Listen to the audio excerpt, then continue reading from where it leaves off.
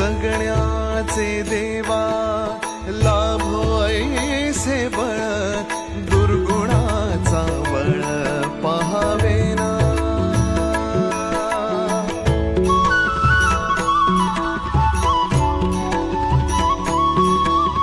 तुझ्या दारी दावी पांडुरंगी तळ उन्मादाचा मळ झाकवेना. विठ्ठलाची आस वाढावी सरळ विषाचे गरळ टाकवेना.